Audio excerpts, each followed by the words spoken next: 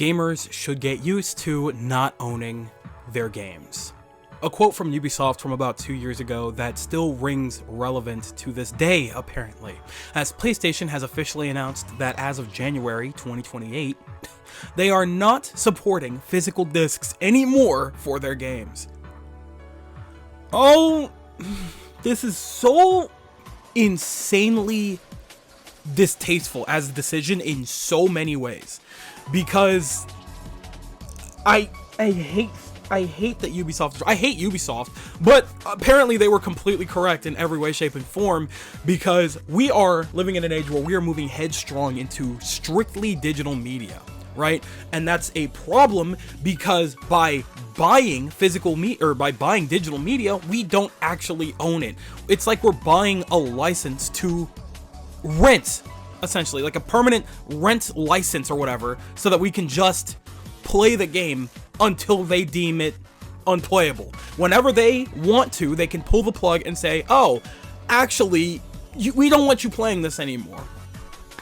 They've proven this by being able to take games right out of your hands in the form of digital media, like, what's it called? What's the game that flopped? Concord, just the other year, right? It was a bad game, don't get me wrong. It's not like anybody should have been buying that game, but regardless, people that bought that game digitally, it's completely like lost media now. Like they can't access it. You know what I'm saying? And that's not something you should be able to do at all. If we're paying money for stuff like this, we shouldn't, they shouldn't have the option to completely revoke it. You know what I'm saying?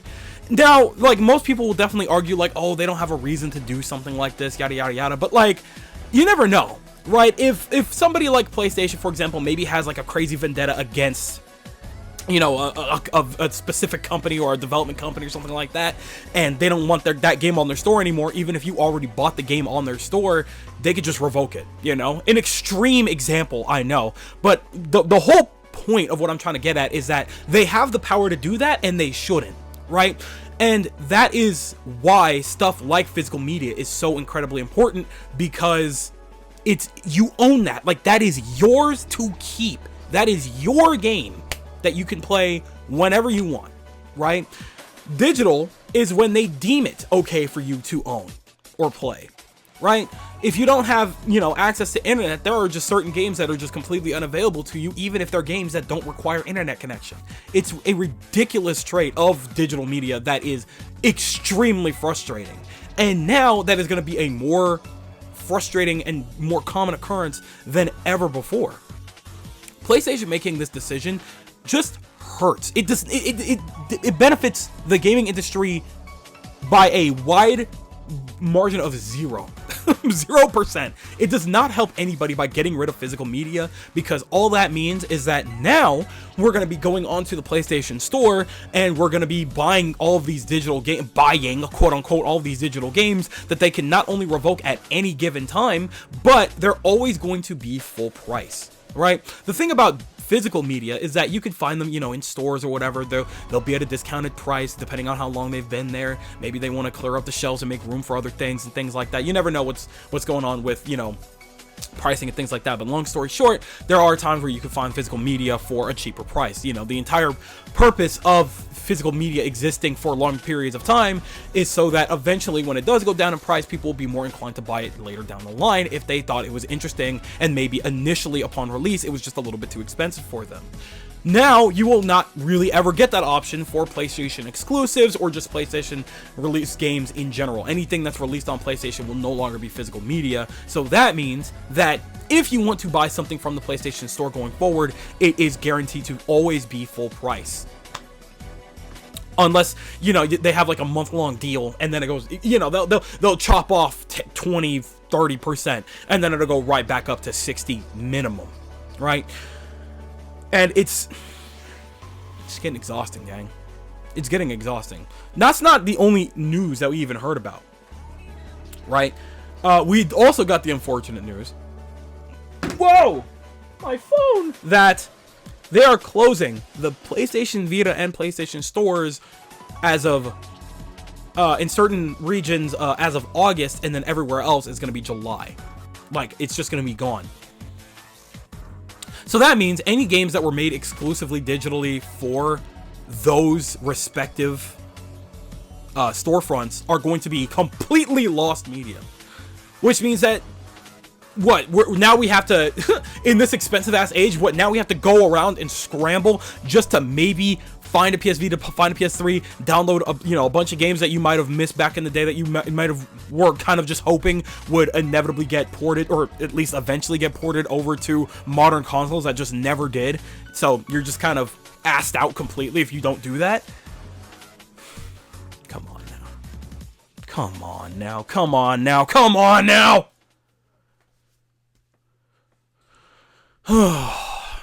Gaming has become a very unfortunate luxury that even the top percent has taken more advantage of because it has become so incredibly mainstream.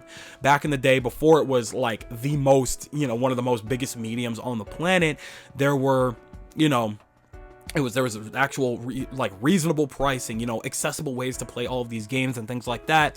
But now that it's mainstream, obviously the big boots in charge have to step in and make sure that they can drain us of every possible potential penny. And because of that, prices are going up drastically for everything. And now we're looking at a situation where they're looking to release the PlayStation 6 within the next couple of years, which is frankly an insane decision that I just simply cannot agree with, right? Because the PlayStation 5 in of itself feels like it still barely came out, even though it's already been 6 years, right? But it's because of the fact that they have not fully taken advantage of what the PlayStation 5 had to offer in terms of power and output, and they weren't releasing games on a good enough basis for to justify the purchase of a PS5. The PS5 no games joke isn't a joke. It doesn't. You know what I'm saying? I like my Spider-Man enough, but not enough to justify the entirety of the console in of itself, right? I just knew that eventually the games that I loved would eventually come to PlayStation 5, so I knew I was going to need one at some point, right? But obviously, I'm not going to get into that. Regardless, we're looking at a situation in which within these next couple of years, because of the rise of AI and general parts becoming just so much more expensive, we're looking at a $1,000 plus pricing on the PlayStation 6. And on top of that, all of the games for it are going to be exclusively digital, which means that frame one, everything is going to be full price no matter how old the game is. If you want it enough, you have to shell out a full 60 minimum, probably a full 70 minimum. And now we're looking at $80 with the price push of, GTA and GTA 6 and stuff like that. So you're going to be shelling out buku bucks, frame one, if you decided that you wanted a PlayStation 6. Frankly, the confidence that they have in putting out a new console within the next couple of years is completely unwarranted and undeserved. Physical media should not be dying out, right? We're looking at the death of we're already looking at the slow burnout of DVDs and Blu-ray and stuff like that. And they're really emphasizing you to get into more digital media, utilizing streaming services, Netflix, Paramount Plus, Disney Plus, whatever, And, it's already been a very frustrating fight with that. But on top of having to pay an absurd amount for subscriptions just to be able to watch things that you want to watch, now we're looking at essentially subscriptions and complete digital media for rentals. We don't own anything when we purchase things digitally, right? I know a lot of people can argue that it's just generally more convenient for you to just get a digital game anyway, just so that you don't have to go all the way to the store and buy a physical copy and have somewhere to put those copies. But I feel like you'll find it much more of an inconvenience when they just out of nowhere decide you don't own that game anymore. They don't want you playing that game anymore, and they could rip it right away from you, and now you don't have access to it at all. And there's jack shit you could do about it. If that doesn't bother you in any way, shape, or form, you got to do a little bit of reevaluating here, because this is a genuine crisis what they're doing here. Okay, so here we are looking at this very digital heavy age. And in the video game space, Nintendo is now the most reasonable purchase you could make. A Nintendo Switch 2 is going to be the most reasonable purchase you could make, solely because it's the only thing that's going to be offering proper digital media. I mean, physical media, excuse me, in the form of cartridges, which frankly, now I'm going to start buying a lot more of, just to make a point. Just to make a point, right? Because they, you know, it's interesting that even, you know, Nintendo to a degree is marketing for, you know, they have a situation in which physical media for them is a little bit more expensive than their digital media.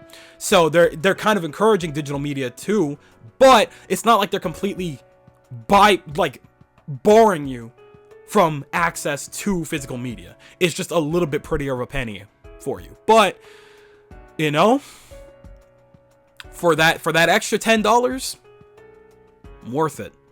Worth it to actually be able to own my media, right?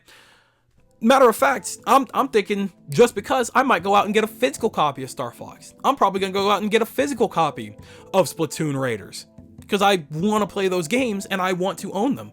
And, you know, I know that for the future going forward, Nintendo is going to be able to offer that, and PlayStation won't. Maybe by the time we get, I don't even know when, we don't know when Ragnarok comes out. Maybe next year, maybe 2 years from now, who knows? Or not Ragnarok, excuse me, Leve. God of War Leve. We might not even have a physical version of that game. We're not going to have a physical version of the next Spider-Man game. Spider-Man 3, I'm sure they're working on at some point. We're not going to have a physical version of that. There is a real risk in which we won't have a physical version of Kingdom Hearts 4, because we don't know when that game is releasing. It's already been 4 years. What's another 2 for development? Only for them to be like, yeah, no, we can't make physical copies for it. And I won't even be able to get it on PlayStation? Okay. Maybe I will hunker down and just get that sucker on Switch, just because I can get a physical copy of it. Which is ridiculous.